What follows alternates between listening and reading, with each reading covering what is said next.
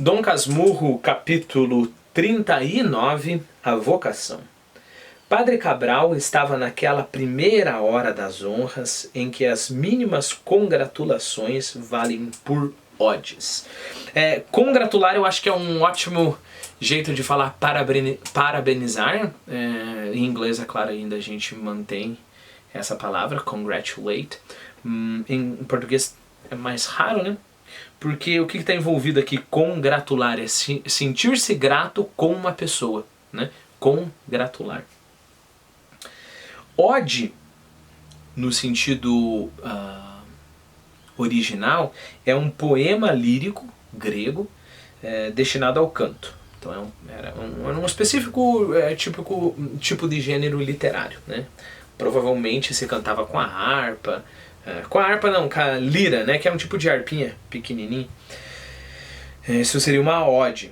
Agora, a partir disso virou canto alegre, qualquer tipo de canto alegre, e aí você tem uma extensão desse significado que nem está no dicionário, pelo menos nos dicionários que eu consultei, mas que é em homenagem. Mas eu acho que nem precisa uma entrada específica no dicionário, porque homenagem é um canto a algo. Você entende que a pessoa está homenageando, né?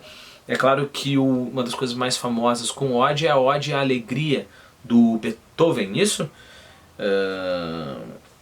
Se vocês quiserem escutar, é bem bonito mesmo. É claro que vocês já conhecem, só talvez não reconheçam o nome. Ode à alegria. Então ele está naquele primeiro momento das glórias em que cada elogio pequenininho, parece, ele já reconhece como se fosse uma ode cantada a ele. Tempo chega em que os dignificados recebem os louvores como um tributo usual, cara morta, sem agradecimentos.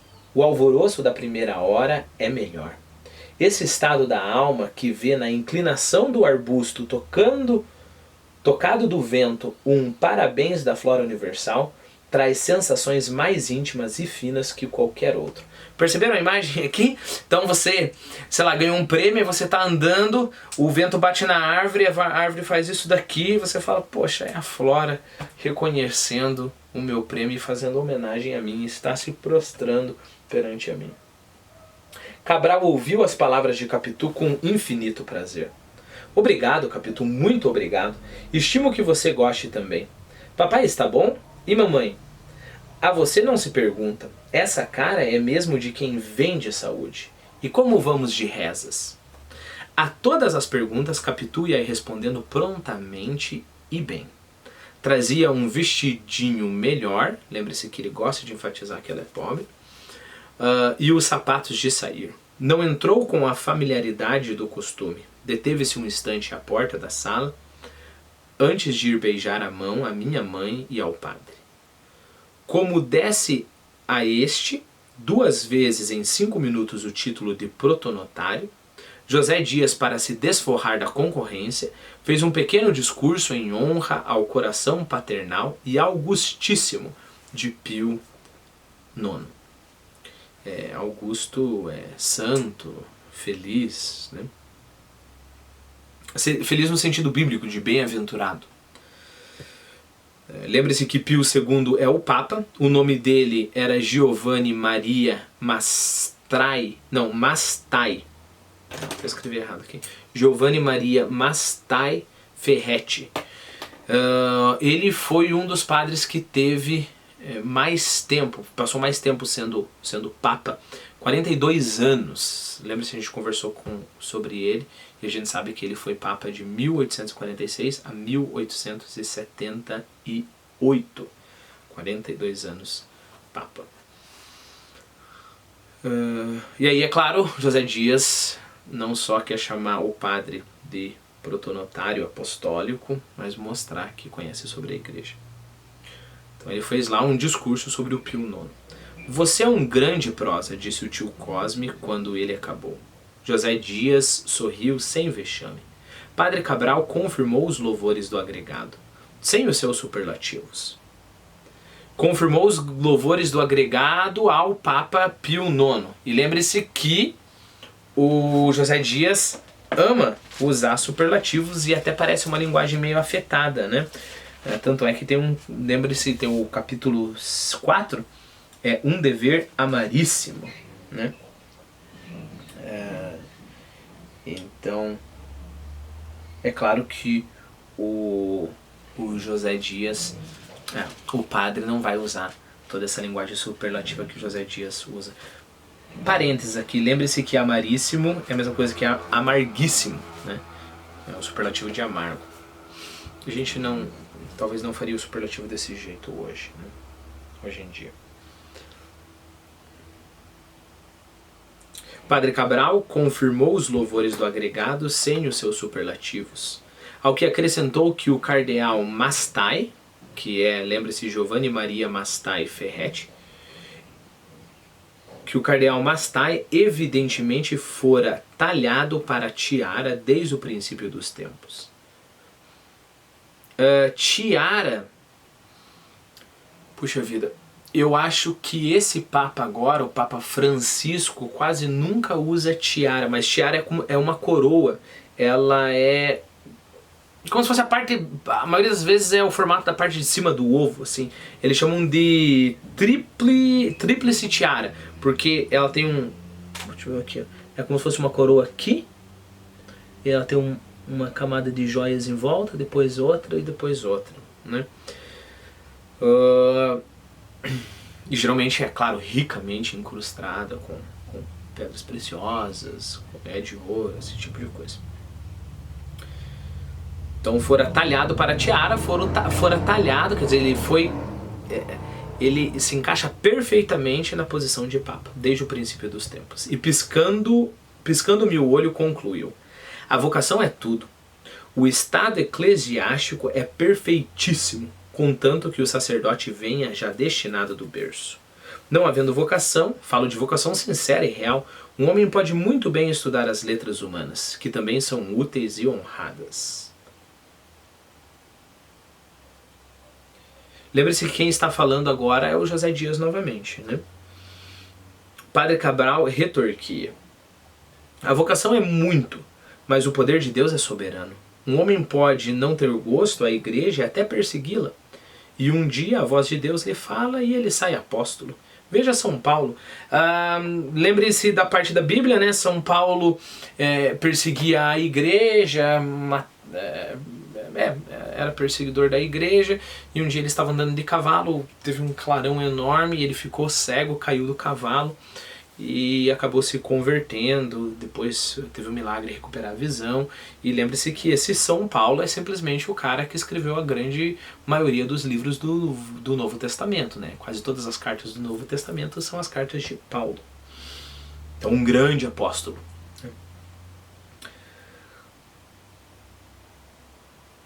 E ele sai apóstolo. Veja São Paulo. Não contesto, mas o que eu digo é outra coisa. O que eu digo é que se pode muito bem servir a Deus sem ser padre. Cá fora. Pode-se ou não se pode? Pode-se. Pois então, exclamou José Dias triunfante, olhando em volta de si, sem vocação é que não há bom padre. E em qualquer profissão liberal se serve a Deus como todos devemos. Perfeitamente, mas vocação não é só de berço que se traz.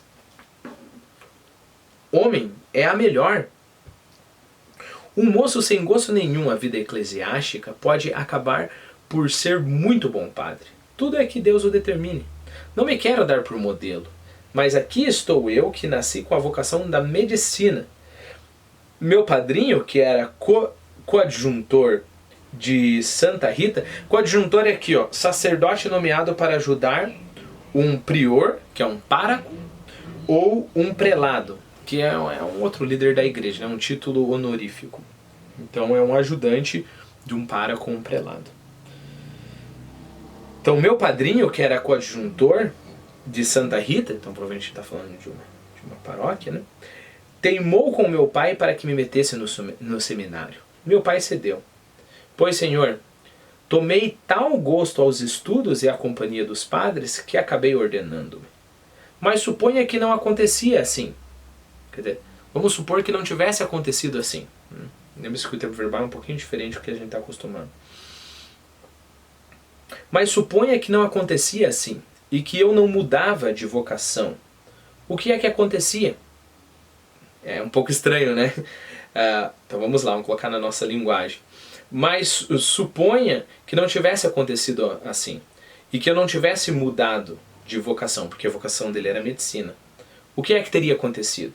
Tinha estudado no seminário algumas matérias, que é bom saber, e são sempre melhores ensinadas naquelas casas. Lembre-se, é claro, que a universidade surgiu na Idade Média como uma parte da igreja, né? Estudar na universidade era ser eclesiástico, né? Tanto é, lembre-se, uns vídeos atrás eu falei sobre leigo. Leigo pode ser tanto aquele que não é especialista como aquele que não é da igreja. Então eu sou leigo em medicina, não entendo sobre medicina.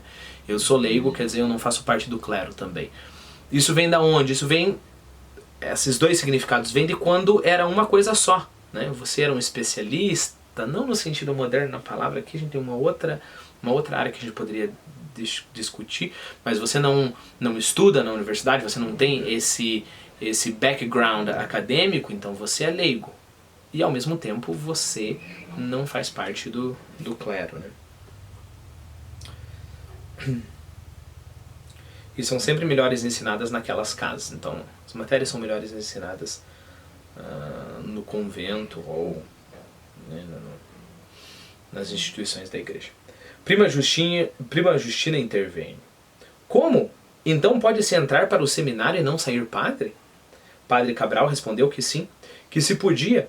E voltando-se para mim, falou da minha vocação, que era manifesta, que era óbvia, que era muito clara. Os meus brinquedos foram sempre de igreja. Brinquedo aqui entenda brincadeiras, né? As minhas brincadeiras foram sempre de igreja. E eu adorava os ofícios divinos. A prova não provava nada. Novamente o narrador comentando. Todas as crianças do meu tempo eram devotas. Cabral acrescentou que o reitor de São José... reitor é o título que se dá a determinados párocos. Então é novamente o pároco de uma paróquia que se chamava São José. Acrescentou que o reitor de São José, a quem contara ultimamente a promessa da minha mãe, tinha o meu nascimento por milagre. Ele era da mesma opinião. Capitu, cozida às saias da minha mãe, grudada, não atendia aos olhos ansiosos que eu lhe mandava. Também não parecia escutar a conversação sobre o seminário e suas consequências. E, aliás, decorou o principal, como vinha a saber depois. Novamente, Capitu consegue fingir muito bem, né? E perceba, novamente, o contraste entre o Bentinho e a Capitu. O Bentinho todo desesperado ali, uma simples conversa, buscando os olhos da Capitu. Capitu, vamos conversar. E a Capitu, calma, provavelmente traçando o seu plano. E, aliás, decorou o principal. Tanto é que ela estava prestando tanta atenção que ela decorou a maior parte da conversa e depois ele veio a saber disso. 2 vezes, novamente, o Bentinho desesperado. 2 vezes fui à janela esperando que ela fosse também e ficássemos à vontade, sozinhos até acabar o mundo. Se acabasse, mas Capitu não me apareceu. Não deixou minha mãe senão para ir embora. Eram ave-marias, despediu-se. Vai com ela, Bentinho, disse minha mãe. Não precisa não, dona Glória, acudiu ela rindo. Eu sei o caminho. Adeus, senhor protonotário. Adeus, Capitu. Tendo dado um passo no sentido de atravessar a sala, é claro que o meu dever, o meu gosto, todos os impulsos da idade e da ocasião era atravessá-la de todo, seguir a vizinha corredor fora, descer a chácara, entrar no quintal, dar-lhe 3º beijo e despedir-me. Não me importou a recusa, que cuidei simulada, e enfiei pelo corredor, mas Capitu, que ia depressa, estacou e fez um sinal que voltasse. Não obedeci. Cheguei-me a ela. Não venha, não. Amanhã falaremos.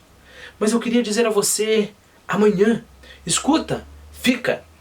Falava baixinho, pegou-me na mão e pôs o dedo na boca. Uma preta que veio de dentro acender o lampião do corredor, vendo-nos naquela atitude quase às escuras, riu e murmurou em tom que ouvíssemos alguma coisa que não entendi bem nem mal. Capitu segregou-me que a escrava desconfiara e ia talvez contar às outras. Novamente me intimou que ficasse e retirou-se. Eu deixei-me estar parado, pregado, agarrado ao chão.